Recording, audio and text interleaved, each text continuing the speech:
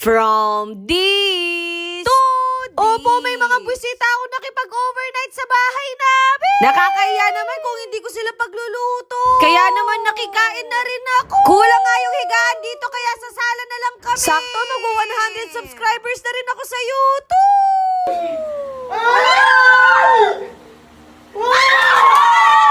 Matutulog na nga sana ako pero biglang may sumigaw sa labas ng bahay namin. Akala ko pa naman magkakaroon ako ng peace of mind dito pero parang baliktad. Hindi ko nga alam paano nila nalaman pero nandito yung mga buwisita. Sa mga dinadala pa lang nila, alam ko nandito na sila mag-sleep over. At pagpasok ko nga parang ako pa yung buwisita.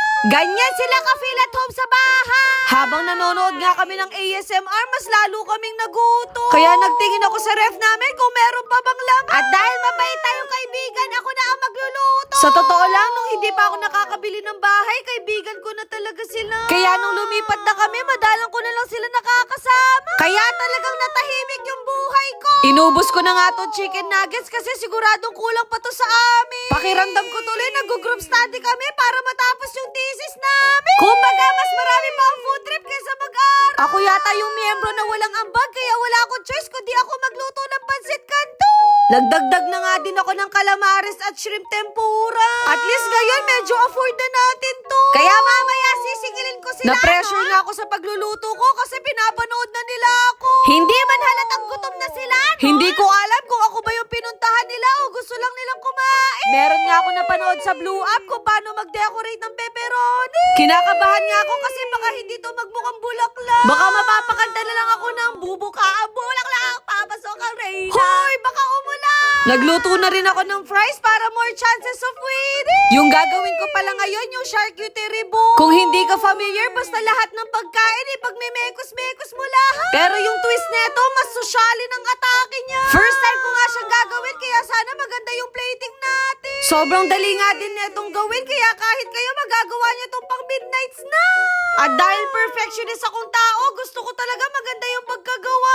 Naglagay din ako netong poki, ng ubas, para meron tayong dessert. Eto na nga yung moment of truth natin sa pepperoni. Ganda.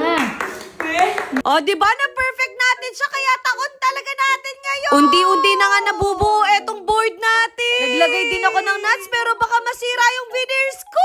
Siguro kung may matanggal man dito, hahayaan ko na lang. Hoy, hindi ka gagano. At eto na nga yung finished product ng gawa natin. O, diba? Kukiris na talaga si From This to This. Wala na nga picturean na naganap kasi gutom na ang mga person. At least nakatipid na kami kasi hindi na namin kailangan umorder pa sa labas. Itag nyo na rin siguro yung mga kaibigan nyo, baka sakaling makulayan na yung drawing nyo. Ipapataste test ko na nga sa kanila to bago kami mag-movie marathon. At sa nakikita ko, parang approve naman yung luto ko sa kanila.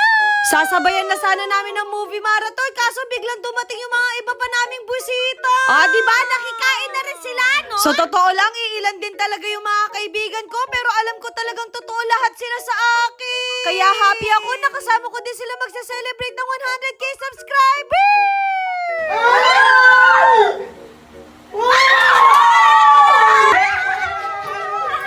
O, diba kung ano yung achievement ko, talagang supportado sila sa akin. Kumbaga, walang inggitan na nangyayari kasi masaya kami sa mga small wins namin. Kaya sa mga supporters ko, sana wag kayong magsawa sa akin, no? Hindi na nga kami nakapag-movie marathon kasi inantok na agad kami. Ayun lang, bye!